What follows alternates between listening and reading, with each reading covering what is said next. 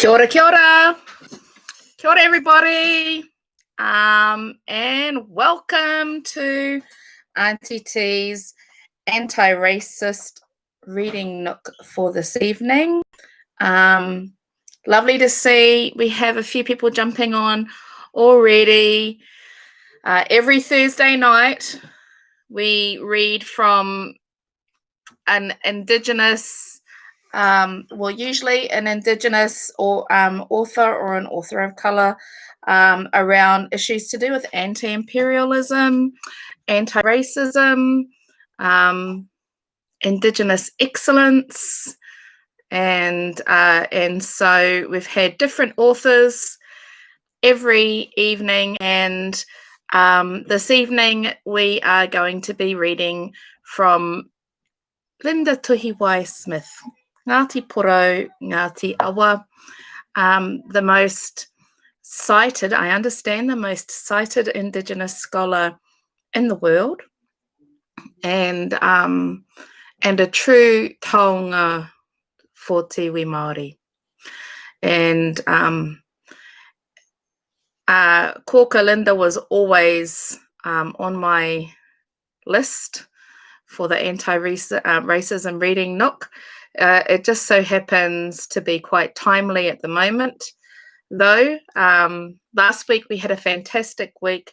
Honani K. Trask was our reading, and I was joined by some amazing sisters, tuahine, from Te Moananui-a-Kiwa and here Tai Rāwhiti Ngāti Porou, Sister Ani Pāhuru, Tui Warmanhoven, Dale Taki Timu, and the Sister Carlo Miller.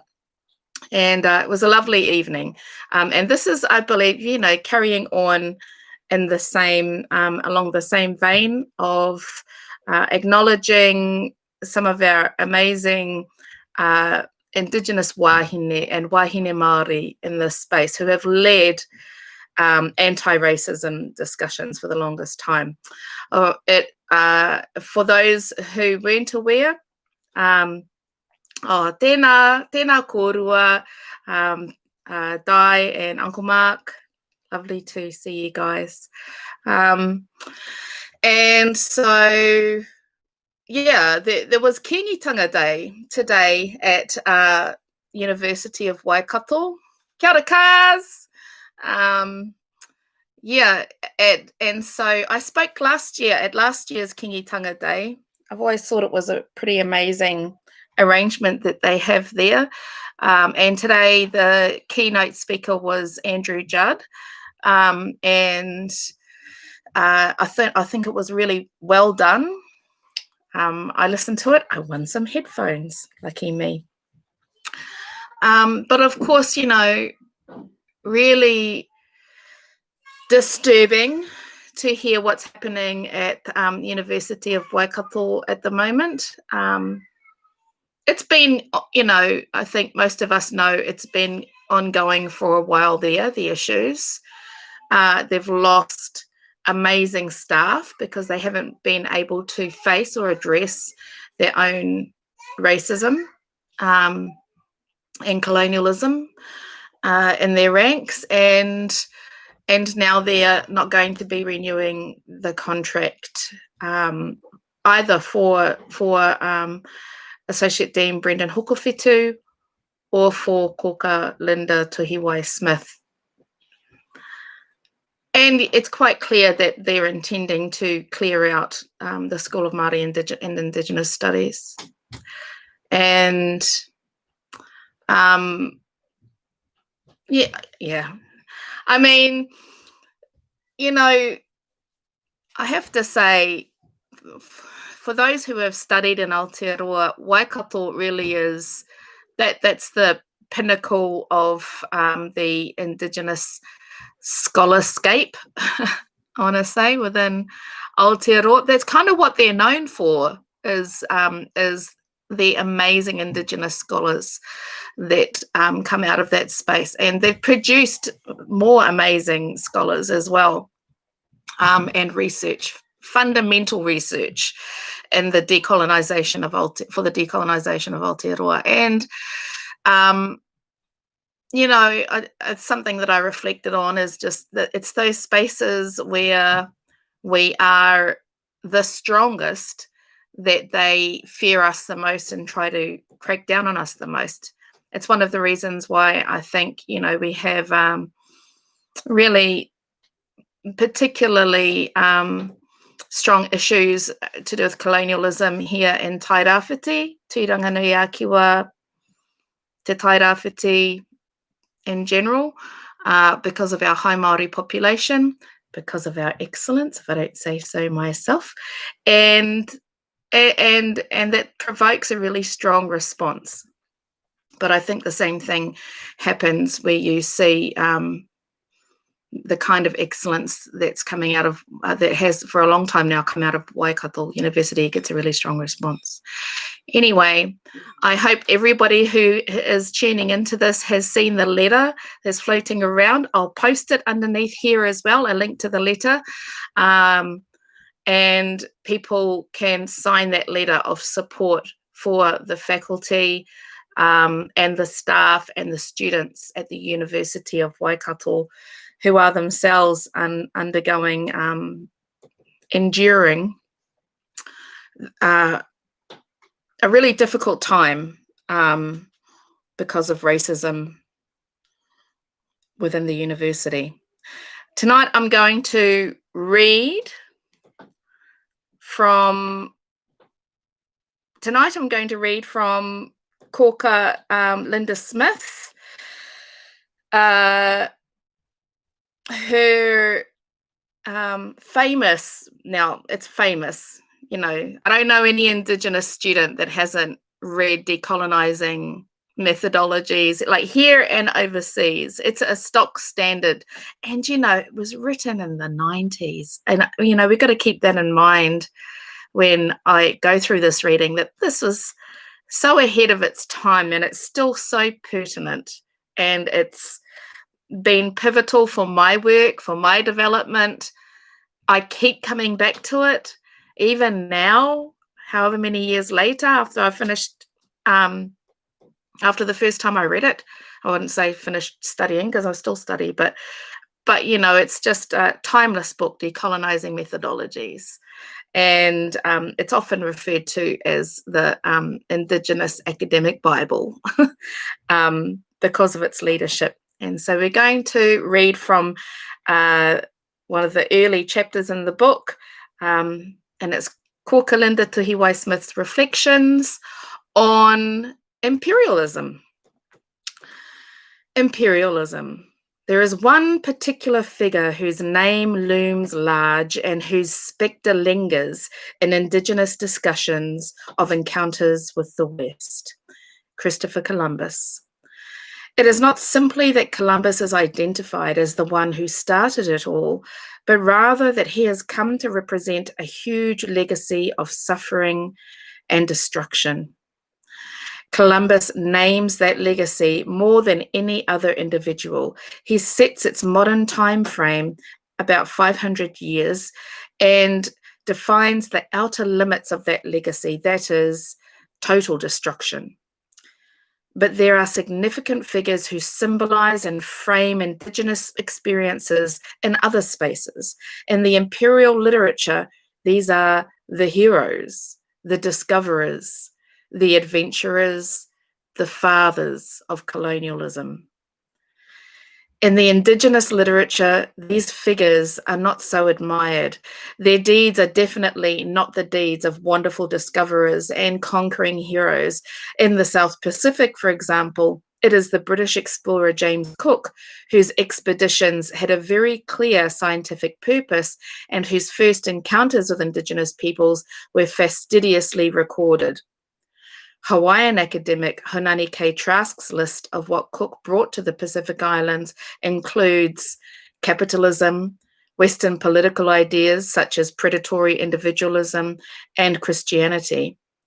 Most destructive of all, he brought diseases that ravaged my people until we were but a remnant of what we had been on contact with his pestilent crew. The French are remembered by Tasmanian Aborigine Greg Lehman, not for the intellectual hubbub of an emerging anthropology, or even with the swish of their travel-weary frocks. It is with an arrogant death that they presaged their appearance. For many communities, there were waves of different sorts of Europeans, Dutch, Portuguese, British, French, whoever had political ascendancy over a region.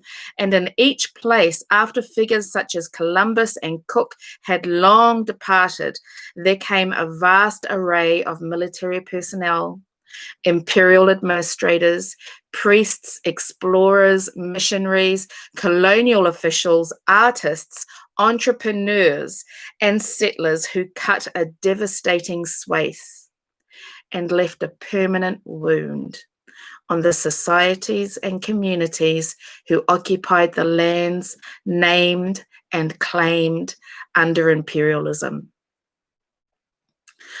The concepts of imperialism and colonialism are crucial ones, which are used across a range of disciplines, often with meanings which are taken for granted.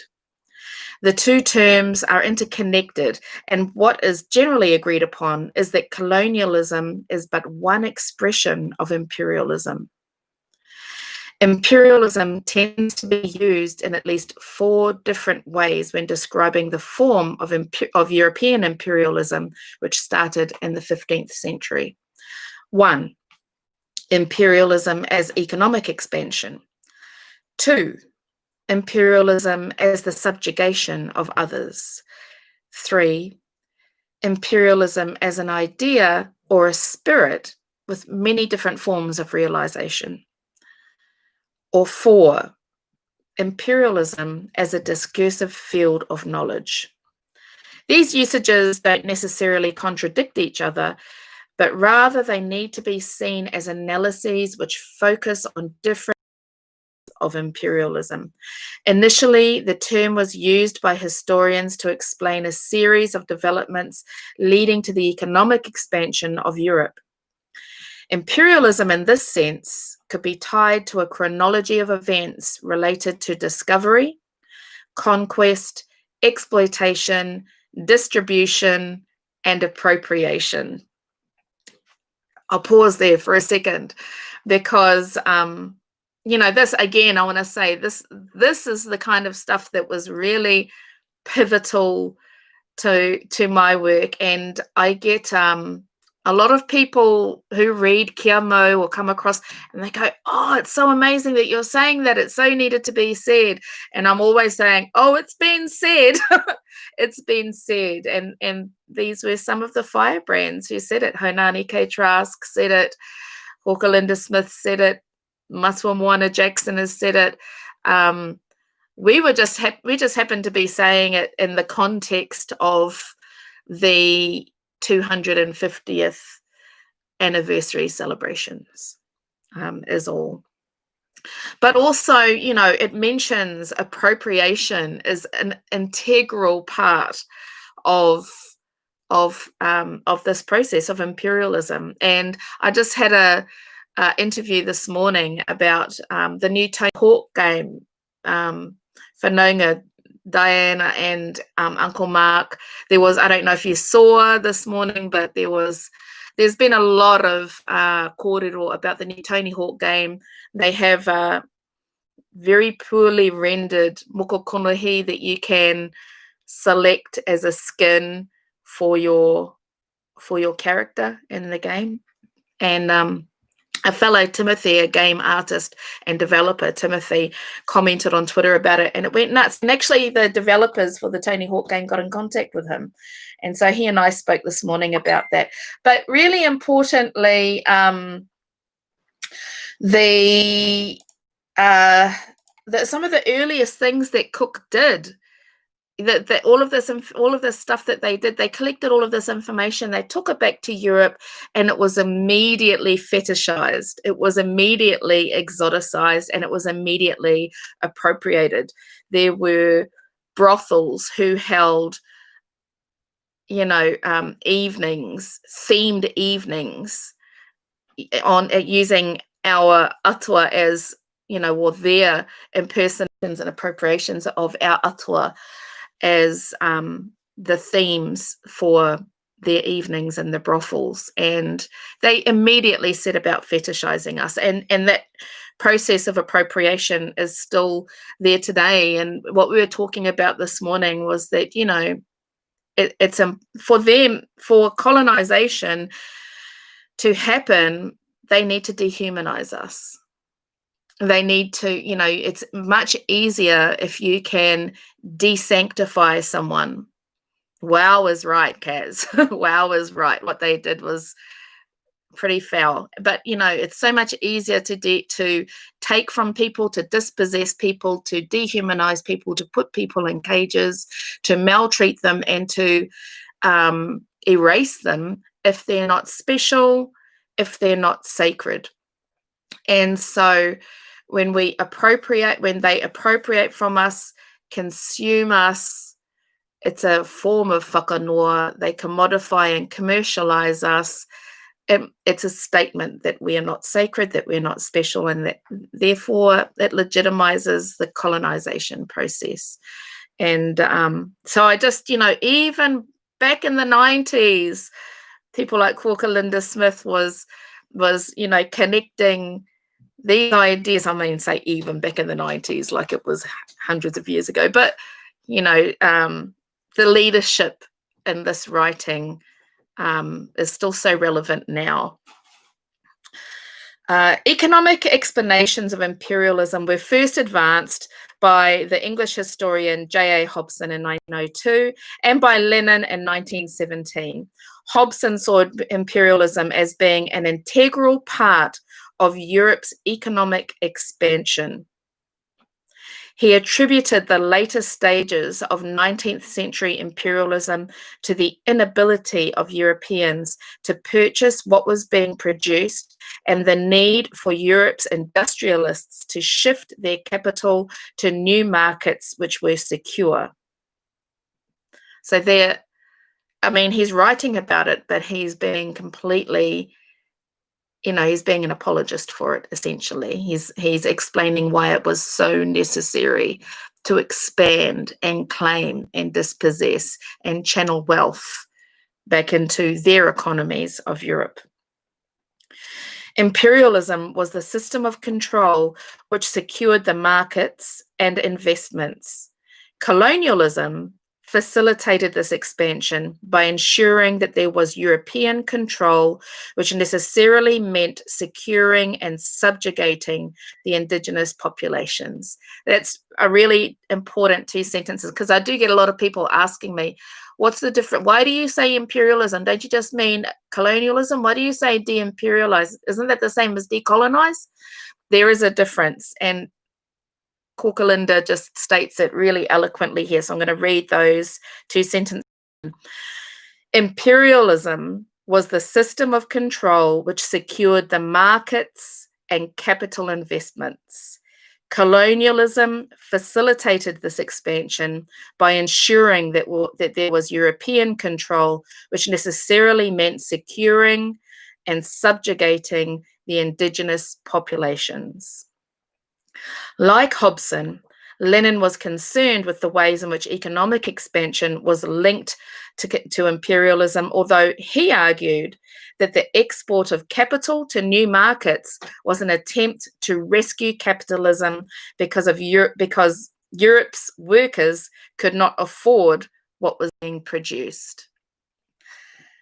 There is so much about this that is still going on today. You know, the justification for the dispossession and genocide and killing of our peoples. I mean, that's exactly what we saw earlier this week with the bowel cancer screening announcement, when our governments announced that they just couldn't expand the bowel screening age to include ages that are relevant to Māori. You know, they've essentially, so I'm just going to turn my phone beeper off. They've essentially condemned swathes of Māori to death by doing that, by not including us. You couldn't imagine that going the other way around. And their excuse, again, was economic. We don't have the economic resources to be able to extend the age so that the screening ages are relevant to Māori populations. We're struggling with things as it is. We can only include an age group that's relevant to Pākehā populations, and Māori will have to luck it out within that population age group. But somehow they found the capacity to be able to shut the whole country down and test the whole country, but they can't find the capacity to be able to extend bowel cancer screening to include Māori relevant age groups. It broke my heart. I mean, it always breaks my heart. It shouldn't. We should be, and I am kind of numb to it, but that still broke my heart because I've lost too many members in my own whānau to digestive cancer and bowel cancer. And because of our comorbidities, particularly diabetes and other existing comorbidities, we're less likely to have it picked up through symptoms. You need these bowel screenings to be available. Anyway, I'm just saying that economic, that's always their go-to. We can't afford it. And this was their go-to, even when it came to expanding the empire. The go-to was, we have to, the economy's driving us to. Well, actually, they just didn't know how to cater for their own groups because, you have a look, for instance, at our kanaka Māori whānau in Hawaii living on tiny little land masses able to support huge populations of people through highly advanced food systems on like 1/100th of the size of the land mass of Europe. Anyway, just saying, they could have if they did it right. The second use of the concept of imperialism focuses more upon the exploitation and subjugation of Indigenous peoples. Although economic explanations might account for why people like Columbus were funded to explore and discover new sources of wealth, they do not account for the devastating impact on the Indigenous people whose lands were invaded. By the time contact was made in the South Pacific, Europeans, and more particularly the British, had learned from their previous encounters with Indigenous peoples and had developed much more sophisticated rules of practice. While these practices ultimately led to forms of subjugation, they also led to subtle nuances which give an unevenness to the story of imperialism, even within the story of one Indigenous society. While in New Zealand, all Māori tribes, for example, lost the majority of their lands, not all tribes had their lands confiscated, were invaded militarily, or were declared to be in rebellion. Similarly, while many Indigenous nations signed treaties, other Indigenous communities have no treaties. Furthermore, legislated identities which regulated who was an Indian and who was not, who was a Métis, who had lost all status as an Indigenous person, who had the correct fraction of blood quantum, who lived in the regulated spaces of reserves and communities, were all worked out arbitrarily but systematically to serve the interests of the colonizing society. The specificities of imperialism help to explain the different ways in which Indigenous peoples have struggled to recover histories, lands, languages, and basic human dignity. The way arguments are framed, the way dissent is controlled, the way that settlements are made, while certainly drawing from international precedents, are also situated within a more localized discursive field. Now, a third use of the term is much broader. It links imperialism to the spirit which characterized Europe's global activities. Mackenzie defines imperialism as being more than a set of economic, political, and military phenomena. It is also a complex ideology which had widespread cultural, intellectual, and technical expressions. This view of imperialism locates it within the Enlightenment spirit, which signaled the transformation of economic, political, and cultural life in Europe. In this wider Enlightenment context, imperialism becomes an integral part of the development of the modern state, of science, of ideas, and of the modern human person. In complex ways, imperialism was also a mode through which the new states of Europe could expand their economies, through which new ideas and discoveries could be made and harnessed, and through which Europeans could develop their sense of Europeanness. The imperial imagination enabled European nations to imagine the possibility that new worlds, new wealth, and new possessions existed that could be discovered and controlled. This imagination was realized through the promotion of science, economic expansion, and political practice. Now, I mean, pull that from, this is 1993, pull that into today's context. And consider, what she's saying here, what she's talking about here is the way in which imperialism through the Enlightenment period came to give meaning to the modern world through politics and through science, because science creates meaning. And, this is why it's always been so important for us to infiltrate and decolonize the academy, because science that comes out of the academy, the science that comes out of our research centers, the science that comes out of the universities, they inform policy, they inform legislation, they inform our understanding of the world. And so, if you want to know, we're always talking about how racism is ubiquitous. Racism is going to continue to be ubiquitous while our world, through policy and legislation, is shaped from the racist research that underpins that policy and legislation. So, and I have to say, again, University of Waikato, not just University of Waikato, ko Linda herself, through the development of kaupapa Māori methodology, and Matua Graham Hingangaroa Smith as well, through the development and promotion of kaupapa Māori methodology, through the development of Māori education, and this, the way and the research and science, Indigenous research and science that they have fostered and nourished and supported and grown has really been what has stopped us from going all the way down through into that genocidal, imperial, colonial space that is created when racism is allowed to go unchecked in the academy. They have checked it time and time again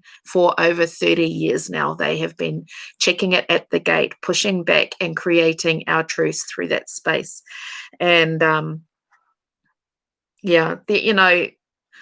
work of Voltaire, the other philosophers of the Enlightenment period as well, Matua Moana Jackson often talks about how our current research and ways of knowing and being is still informed by that period, and it still today is informed by that period, and also that is linked into economy as well.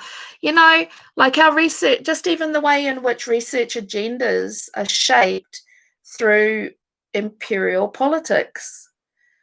It's no wonder why we get people who just have a deep, deep mistrust of science, politics, and media, because in particular, science has been commercialized and commodified now for a long time, and the integrity of science has been undermined by the commercialization and commodification of science and research. Research agendas around the country shift every few years with each electoral cycle, when the new party comes into power, defines their budget, and then Treasury moves into action around that budget and charts the expenditure for the next few years. And it informs our research cycles and everything. So, you know, there are those of us who are still really committed to the integrity of science. I mean, Māori have always been committed to the integrity of science. But, you know, it's when imperialism and colonialism starts to get involved and form the research cycles and form the research agendas, it's when we start to really need the likes of Kokalinda, of Leone Pihama, of Mera Penehira, of, you know, I don't want to say Jess Hutchings, of, okay, stop me, don't stop, like Melmark Shadbolt, you know, all of these amazing researchers who are working i te ao, i te pō, towards justice in this space. Sorry, I lost my space. I lost my spot. Here we are. These interpretations of imperialism have reflected a view from have reflected a view from the imperial center of Europe. In contrast, a fourth use of the term has been generated by writers whose understandings of imperialism and colonialism have been based either on their membership of and experience within colonized societies, or on their interest in understanding imperialism from the perspective of local contexts. Although these views of imperialism take into account the other forms of analysis, there are some important distinctions. There is, for example, a greater and more immediate need to understand the complex ways in which people were brought into the imperial system, because its impact is still being felt, despite the apparent independence gained by former colonial territories. It's us. They're talking about us there. The reach of imperialism into our heads challenges those who belong to colonized communities to understand how this occurred, partly because we perceive a need to decolonize our minds, to recover ourselves, to claim the space in which to develop a sense of authentic humanity. This analysis of imperialism has been referred to more recently in terms such as post-colonial discourse, the empire writes back, or writing from the margins. There is a more political body of writing, however, which extends to the revolutionary, anti-colonial work of various activists, only some of whom, such as Frantz Fanon, actually wrote their ideas down. That draws also upon the work of Black and African American writers and other minority writers whose work may have emerged out of a concern for human and civil rights, the rights of women, and other forms of oppression. Colonialism became imperialism's outpost, the fort and the port of imperial outreach. Whilst colonies may have started as a means to secure ports, access to raw materials, and efficient transfer of commodities from the point of origin to the imperial centre, they also served other functions. It was not just Indigenous populations who had to be subjugated. Europeans also needed to be kept under control in service to the greater imperial enterprise.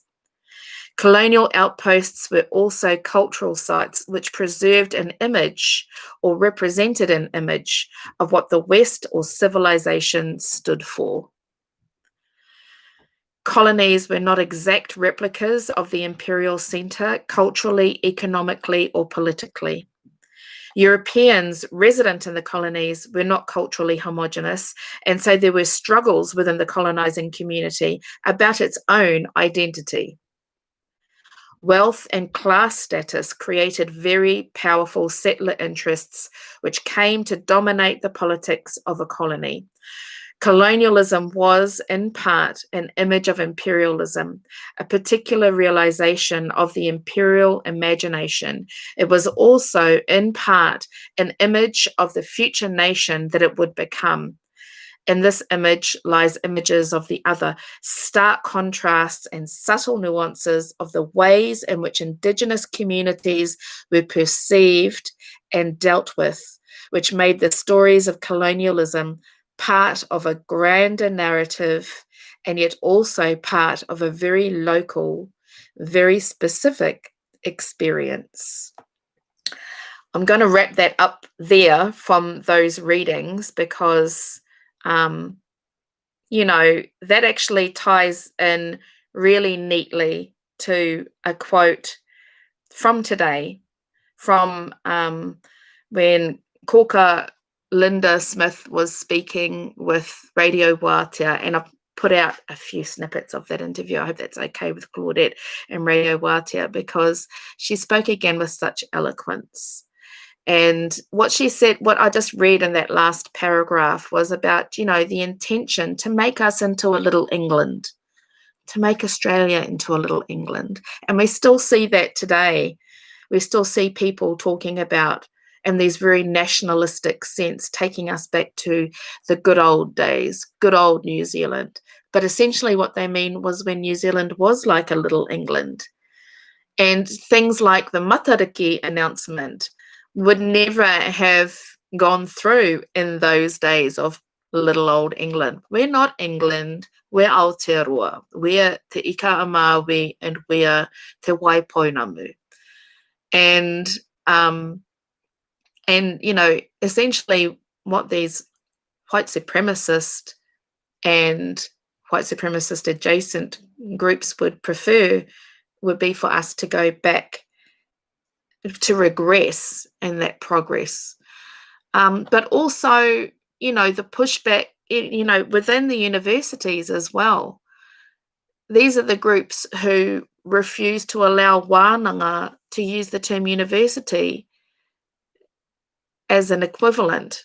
They refuse to even accept that wānanga are equivalent to universities. Well, I think it's quite clear when you look at their inability to be able to reflect upon themselves, they can't even wānanga within themselves and reflect upon their own faults.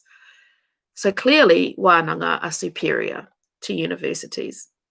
Kura tāku anyway. But,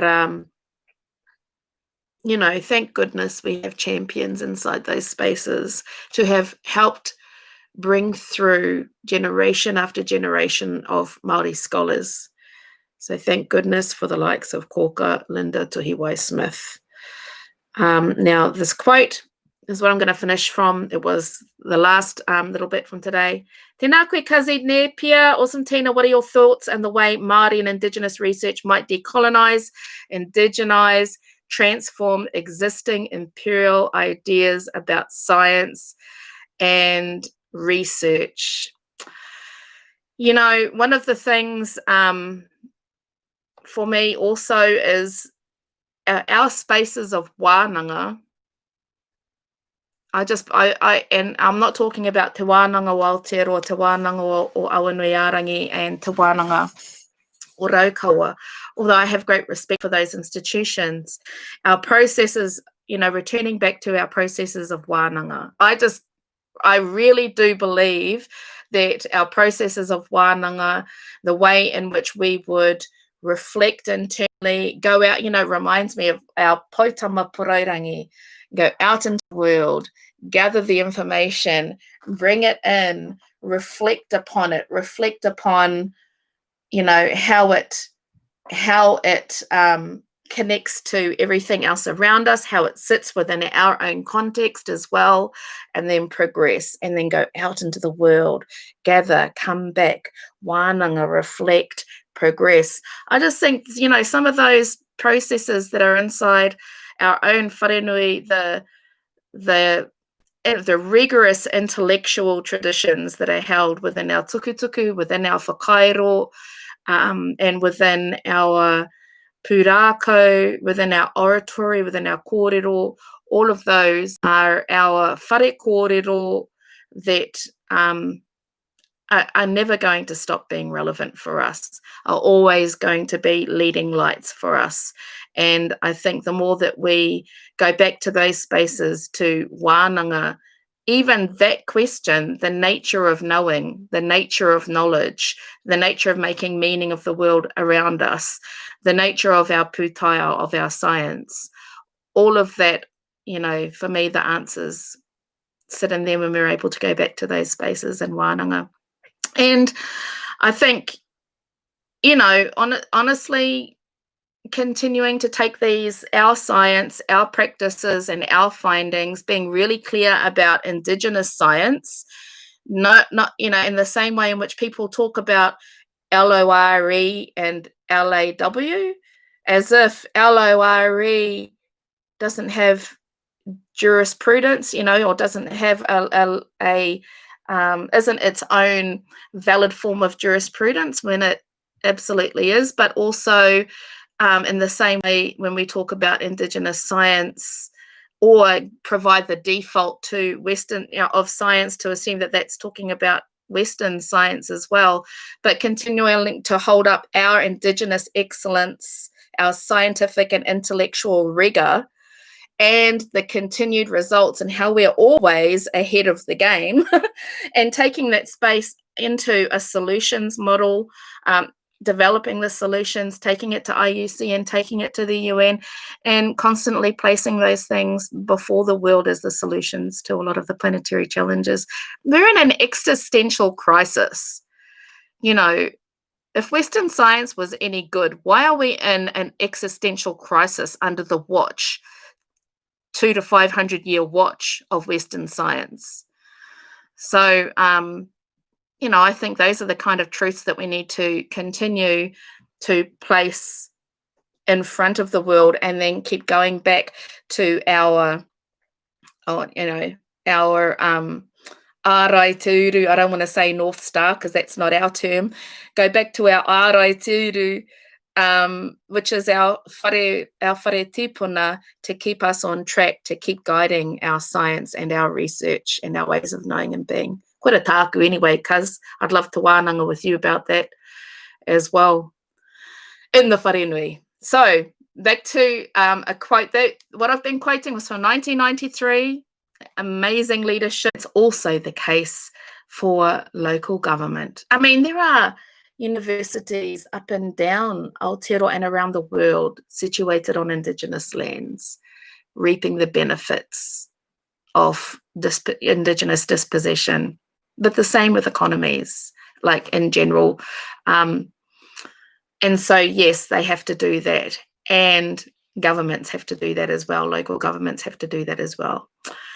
And, coming back to the deep distrust that many today have with systems of authority, the distrust is generally, what I've seen is media, politics, and science, and academia sits within that science field. Those are the three.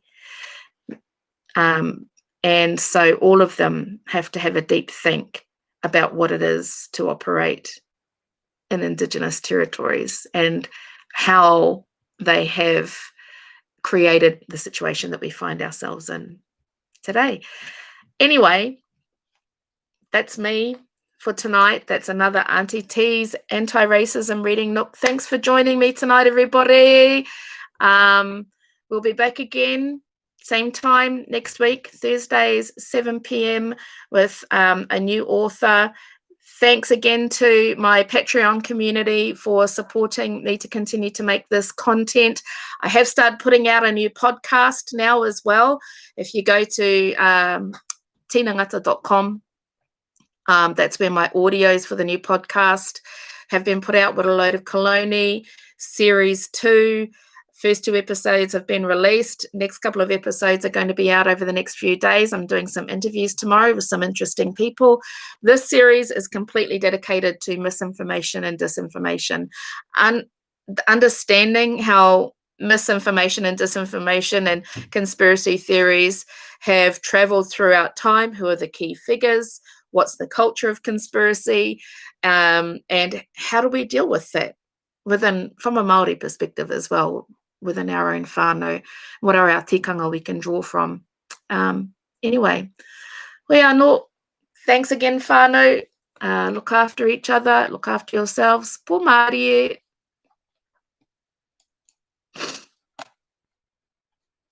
End.